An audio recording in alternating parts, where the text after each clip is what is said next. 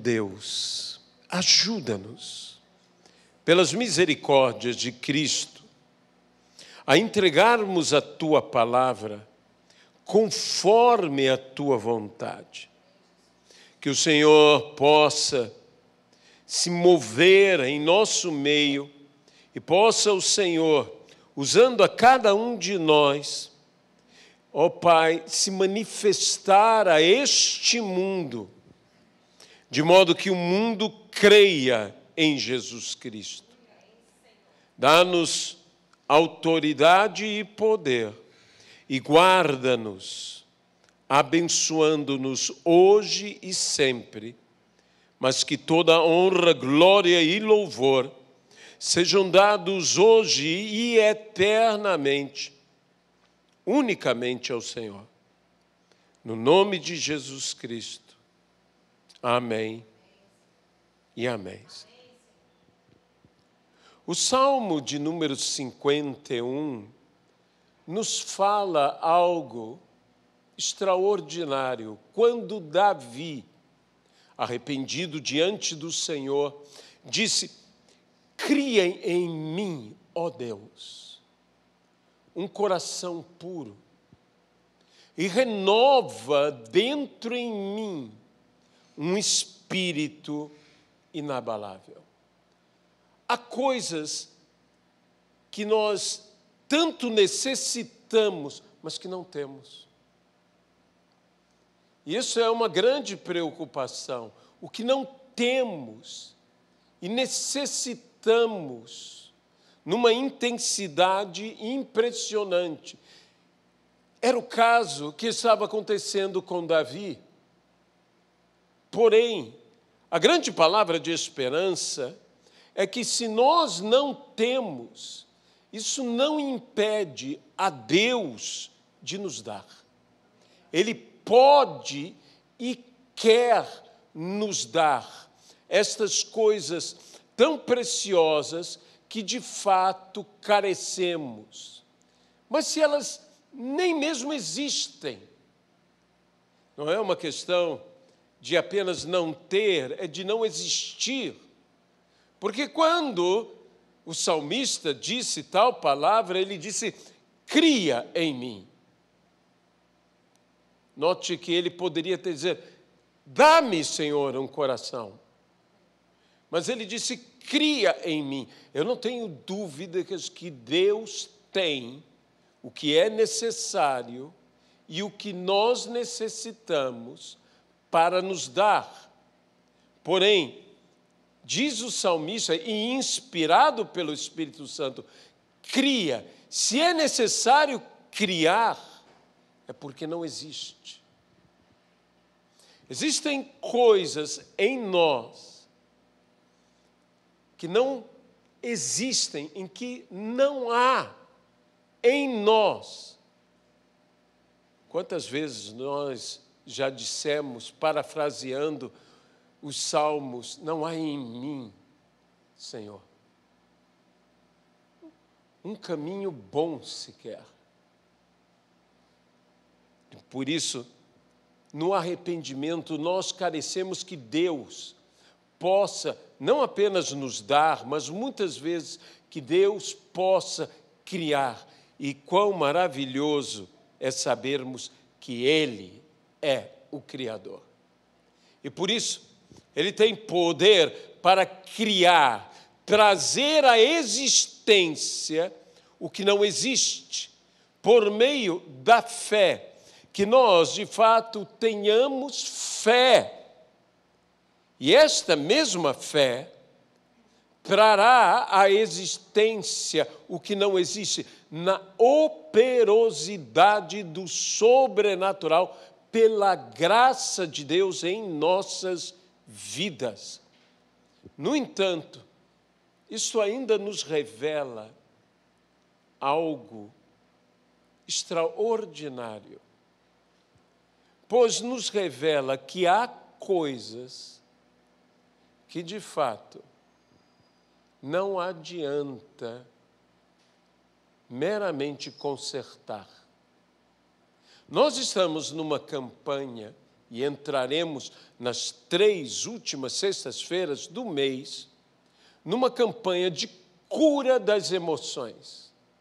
Mas cura das emoções não é simplesmente eu ajeitar, é curar.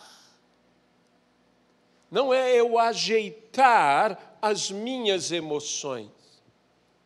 Diz também o salmista: tira de mim, ó Deus, o coração de pedra, e põe em mim um coração de carne. Há coisas que simplesmente ajeitá-las, consertá-las, não é o suficiente, é necessário mudá-las, é necessário transformá-las, é necessário que eu venha a tirar e colocar algo em seu lugar. É necessário que eu tire o coração de pedra e ponha o coração de carne. É necessário que Deus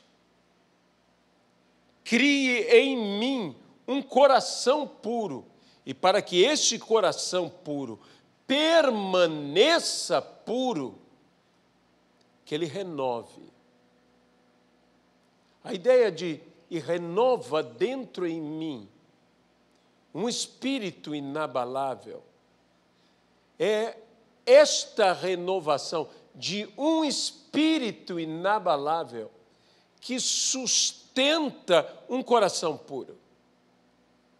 Pois esse coração logo há de perder a sua pureza pelos abalos que a vida traz às nossas vidas.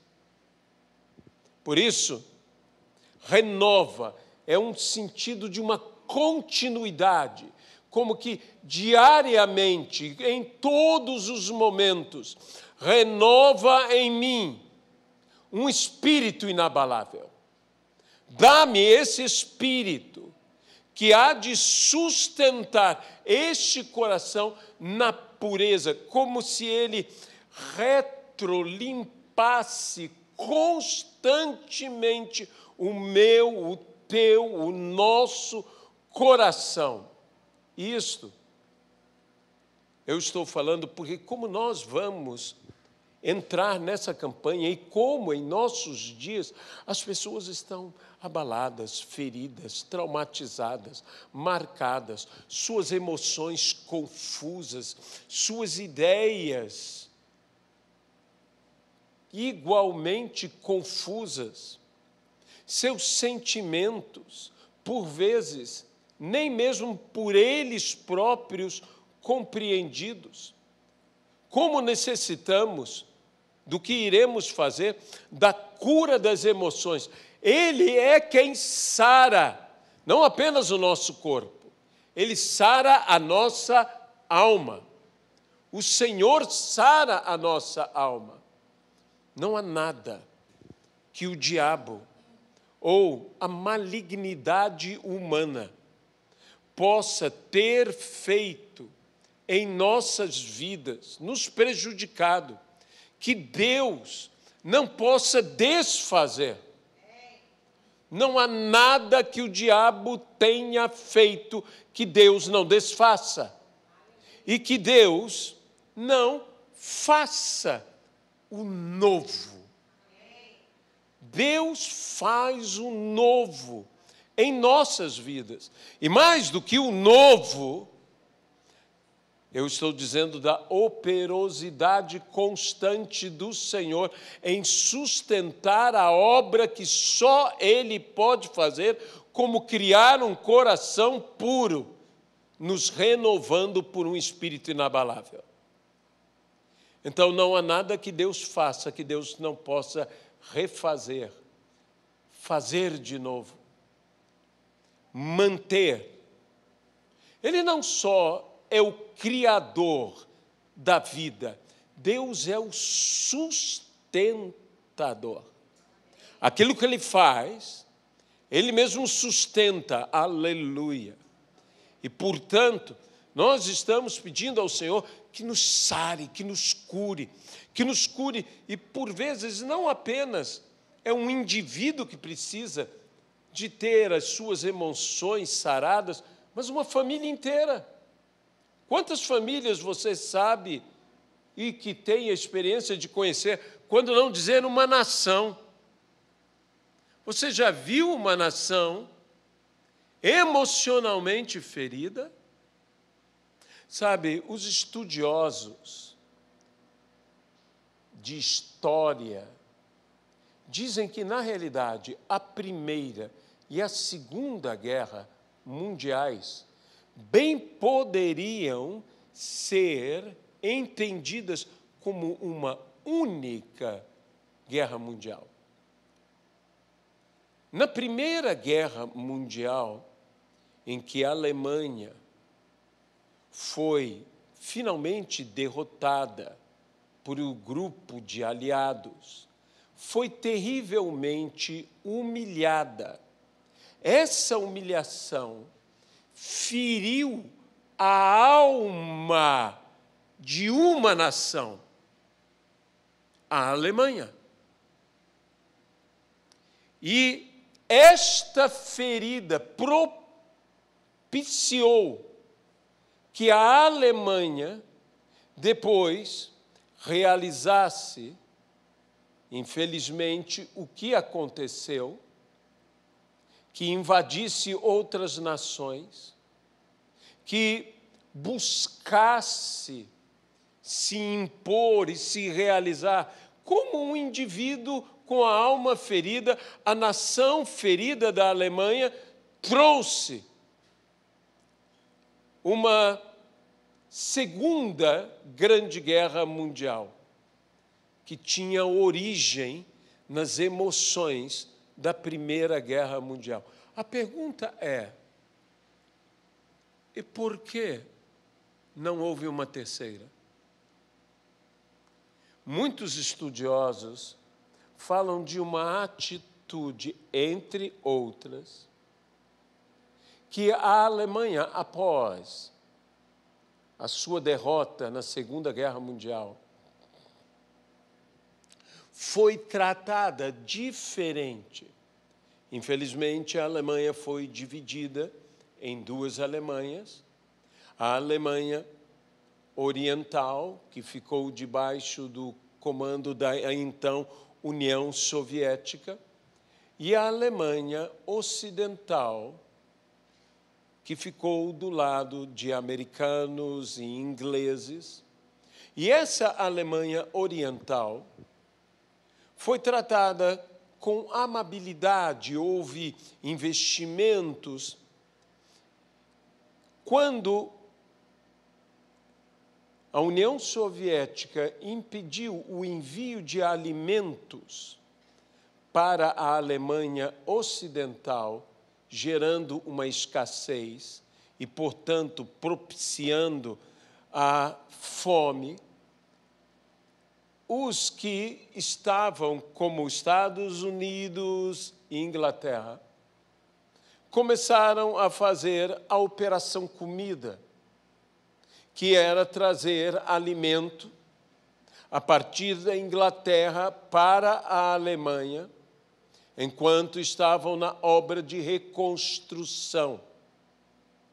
No meio desta situação, um piloto que era pastor evangélico e piloto, via, sempre que sobrevoava, muitas crianças, a maior parte delas, devido à guerra, possivelmente órfãs. Esse piloto via as mesmas crianças e ele teve um sentimento no seu coração. E, junto com seus amigos, tomou todos os doces que o governo americano lhes dava, porque assim era dada ao corpo de soldados, recebiam chocolates, chicletes, balas e coisas para que eles pudessem comer, coisa das Forças Armadas Americanas. E eles, com os seus lenços, fizeram pequenos paraquedas e jogavam aquela comida, aqueles doces, para as crianças quando passavam, que pegavam aquilo. E os aviões, os mesmos aviões que antes jogavam bombas, agora jogavam doces.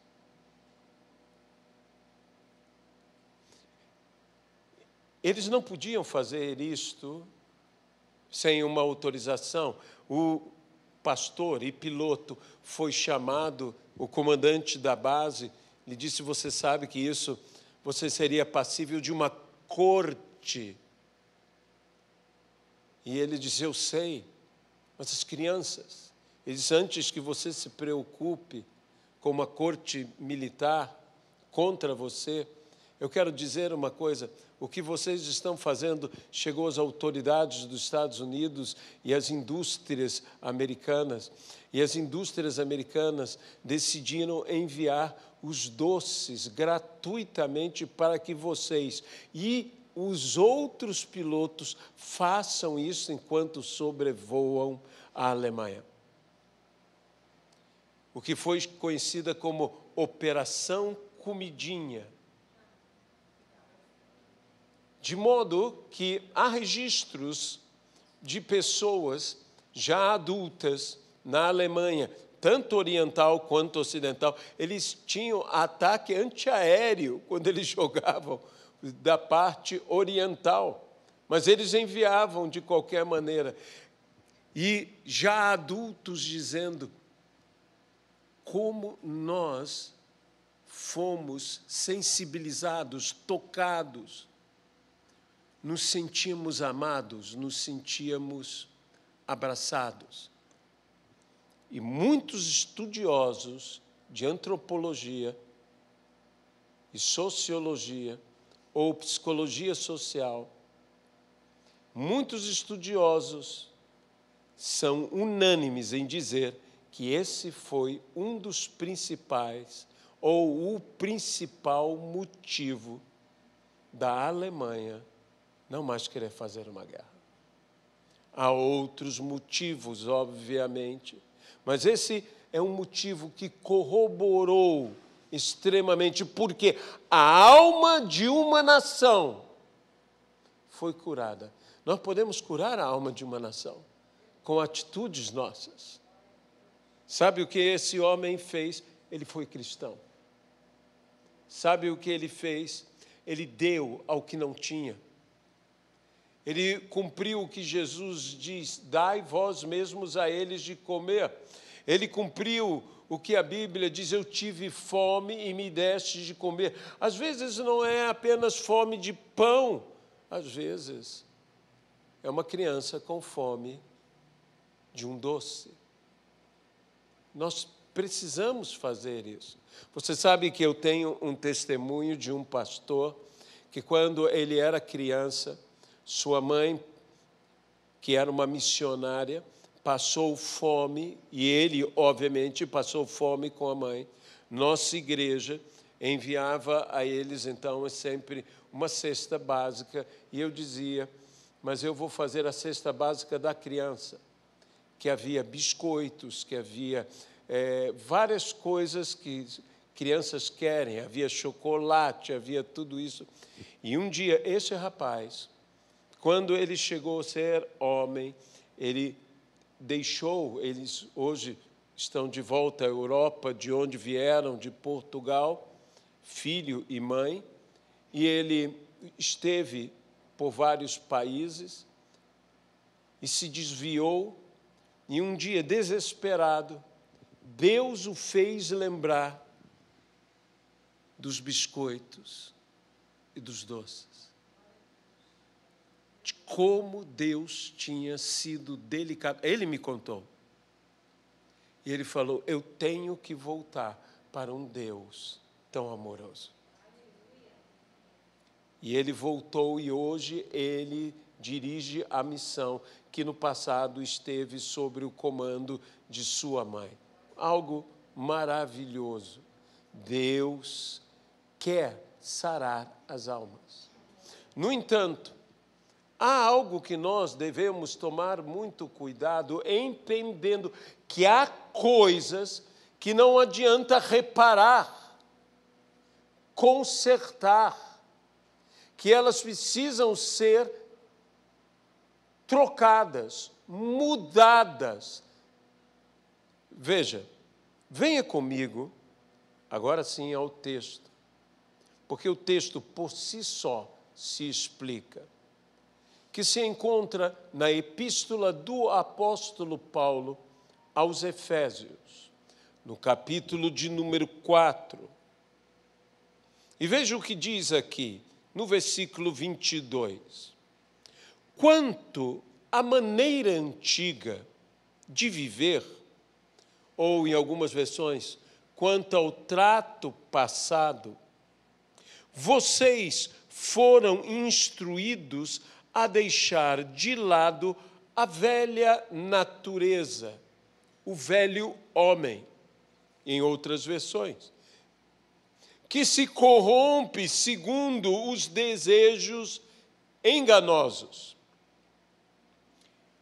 e se deixar renovar, e renova dentro em mim, e se deixar renovar no espírito do entendimento de vocês, e a se revestir de uma nova natureza, de um novo homem, criado ou criada segundo Deus, em justiça e retidão procedentes da verdade. É um texto maravilhoso do apóstolo Paulo, e que, em relação ao trato passado, em relação ao nosso passado, nós devemos ter algo que temos que deixar a velha natureza, deixar o velho homem. Há pessoas que não estão deixando o velho homem, estão cuidando do velho homem, estão cuidando da velha natureza. Eles não abandonaram a velha natureza, eles estão amparando, eles estão cuidando dos sentimentos, das emoções, dos desejos, das sensações, dos anseios, do velho homem. O velho homem há de matá-lo, temos que matá-lo. Eu não estou falando matar o homem velho, é o velho homem. Por favor, não saia aí assassinando pessoas. Eu estou dizendo da nossa velha natureza carnal. Temos que crucificar o nosso velho homem com Cristo Jesus na cruz do Calvário, pela fé em Cristo Jesus. Sempre quando eu leio esse texto, eu me lembro de Lutero, que disse: quando eu fui batizado, eu pensei que o velho homem havia sido morto nas águas batismais. Mas descobri, disse Lutero, que o desgraçado sabe nadar. E eu tinha que matá-lo, ou teria que matá-lo todos os dias. O apóstolo Paulo fala desse combate da carne e do espírito. E em outro texto fala sobre eu morro todos os dias para que Cristo viva em mim. Em relação ao velho homem, não podemos estar cuidando, alimentando, tratando. Há muita gente que quer melhorar o velho homem. Você não vai solucionar o problema da natureza, da má inclinação da carne, melhorando o velho homem. Vamos ser sinceros, que muita gente o que está fazendo, e muitas vezes dentro da igreja, o que está cuidando é do velho homem, Por quê? Porque esse velho homem sou eu. Eu tenho um apego a este velho homem. Não pense que eu não tenho. E desconfio que você também tenha.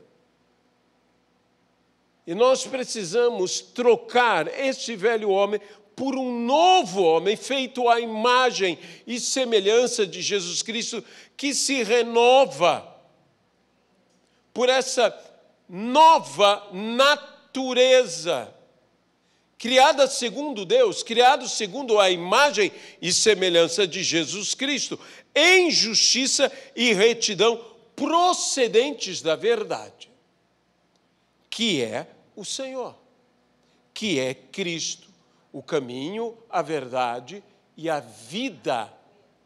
Nós precisamos.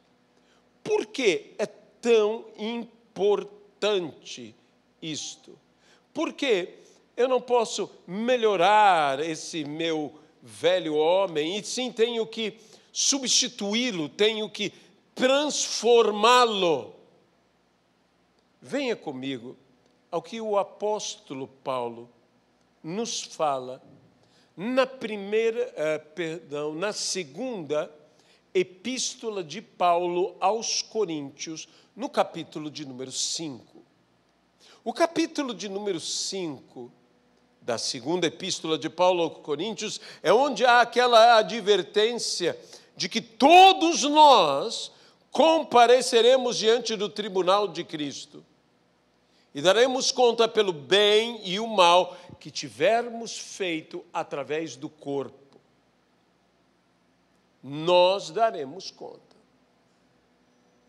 E Paulo, então, aqui, começa a falar algumas coisas muito importantes que têm tudo a ver com o que Paulo disse na epístola aos Efésios, que acabamos de ler. Quando no versículo de número 17, do capítulo de número 5, da segunda epístola de Paulo aos Coríntios, ele disse: e assim, se alguém está em Cristo, veja, é nova criatura. Isso é uma nova criação. Nós somos de uma nova criação. Haverá novos céus e nova terra. Para quê? Para uma nova criatura. Antes que haja novos céus e nova terra, é necessário que haja a nova criatura que viverá nos novos céus e nova terra.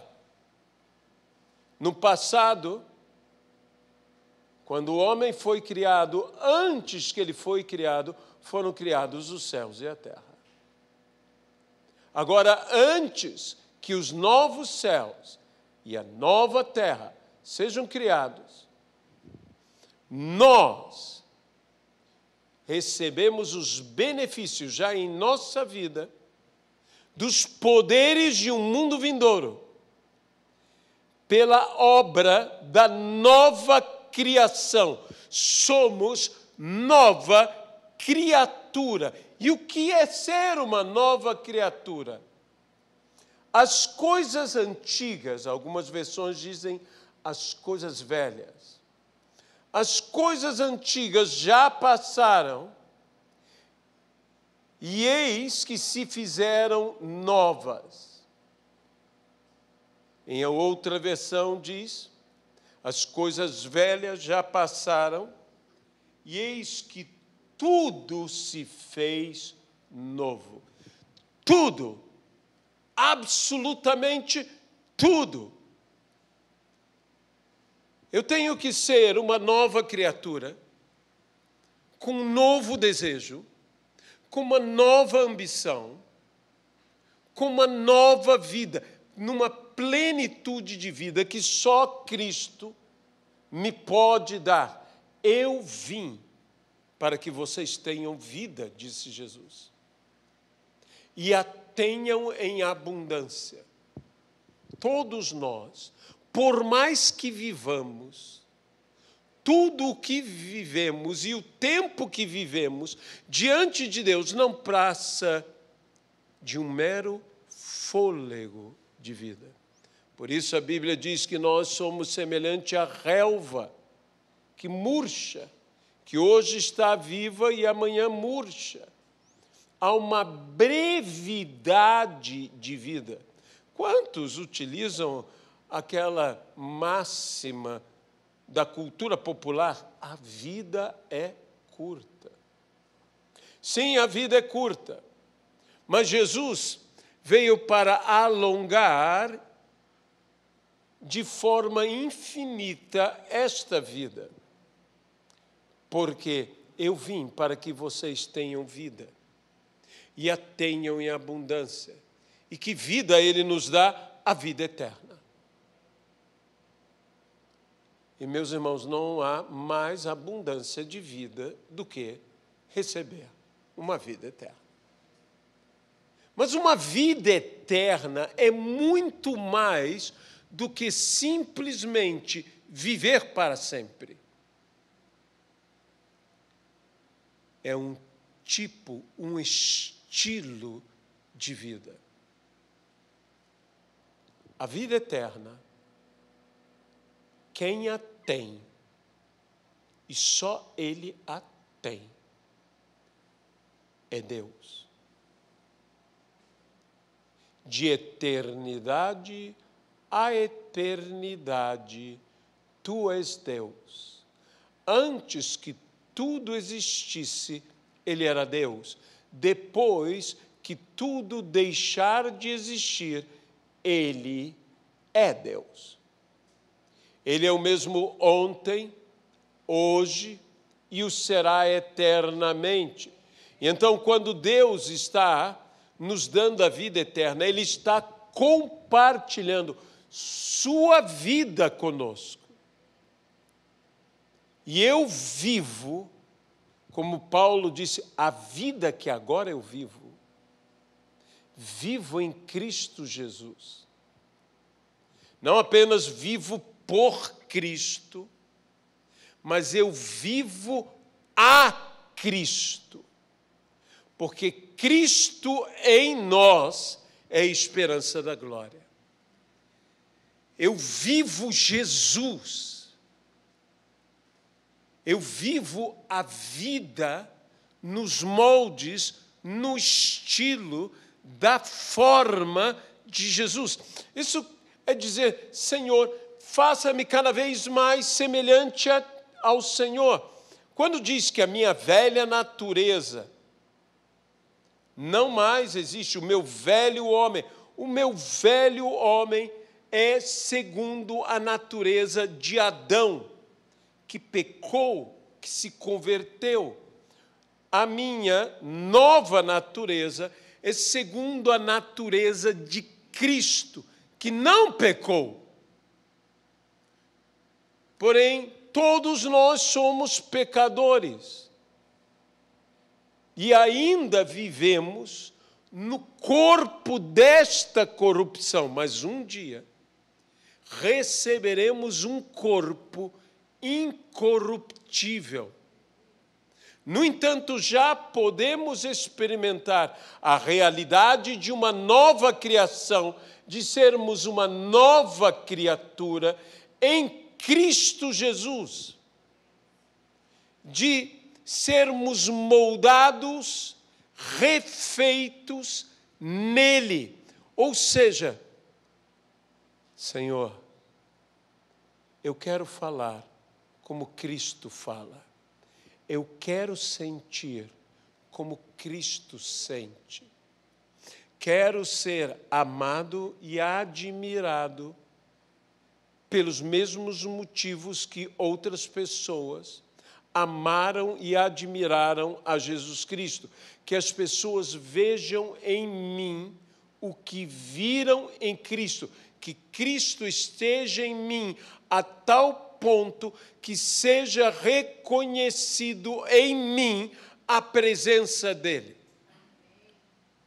Isto também implica em dizer, tanto quanto eu sou amado pelas mesmas características que há em Cristo e que agora há em mim, que eu sou amado pela minha semelhança a Cristo, também serei odiado pela minha semelhança a Cristo.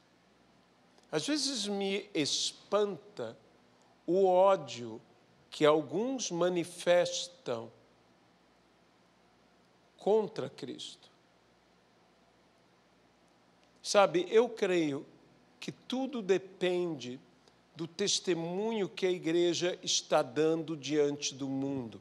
Muito se falou do que aconteceu e ainda acontece durante os Jogos Olímpicos.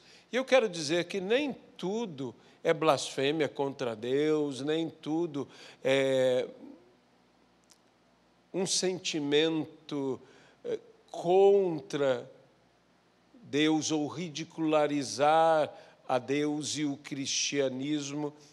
Há muito bom testemunho que está acontecendo da parte de muitos atletas olímpicos e de nações. Há muita coisa maravilhosa acontecendo.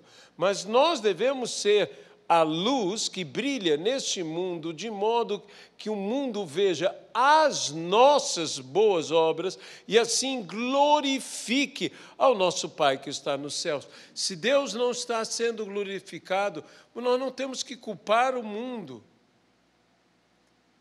Duas coisas estão impedindo: ou nós não estamos brilhando, ou nós não estamos fazendo as boas obras. Porque se nós estamos brilhando e estamos fazendo as boas obras, o mundo irá glorificar a Deus. Porque Jesus disse que Ele vai glorificar e o que Jesus diz acontece. Pode ter certeza. De modo que nós temos que brilhar, temos que ser a luz desse mundo e temos que ter as boas obras, praticar essas boas obras para que o nome de Deus seja exaltado e glorificado. Nós não devemos nos espantar do que acontece no mundo, do que acontece neste mundo, mas tomando alguns críticos e até mesmo alguns comitês, até olímpicos, que é interessante que quando um atleta se manifesta por querer respeitar outras religiões, eles criticam a liberdade religiosa, que deveria ser um princípio, tanto para nós como para as demais religiões. Mas o que nós vemos é um ódio por algumas pessoas contra o cristianismo. Cristo não foi só amado. Se Cristo não fosse odiado, Ele não teria sido crucificado. Então, não nos espantemos, porque o próprio Jesus disse: sereis odiados por minha causa. Porque Cristo é visto em nós, e porque nós devemos saber que, nesse momento, o que nós devemos sempre lembrar é não nos envergonharmos de Jesus.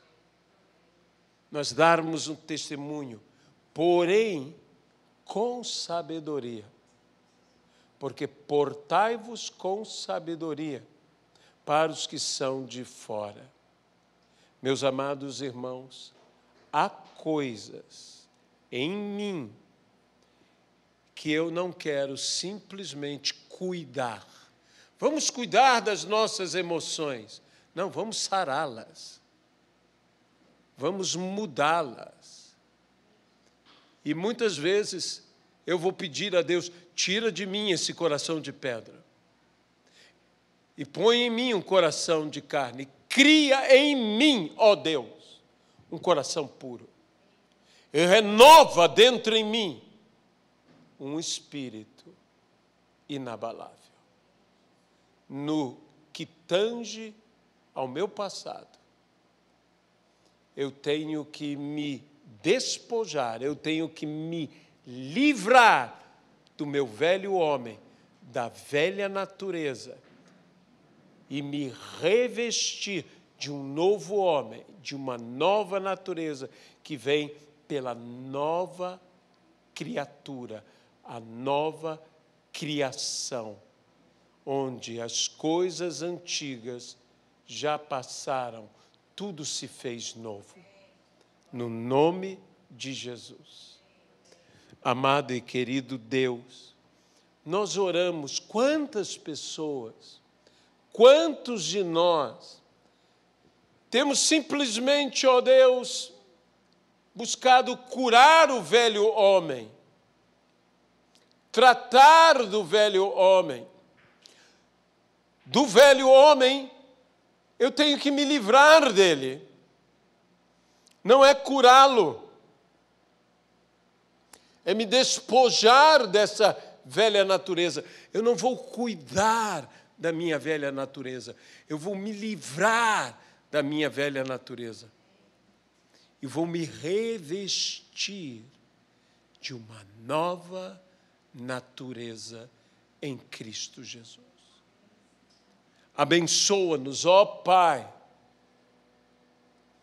para que nós possamos, de fato, não estar cuidando do que tem que ser removido de nossas vidas. Que removamos para dar lugar ao novo que Deus tem para nós. Há alguns sentimentos, ó Senhor, que igualmente têm que ser removidos e o Senhor tem que colocar um novo sentimento. Cura as nossas emoções, sara a nossa alma. No nome de Jesus Cristo. Amém e amém. Amém? Leva-nos em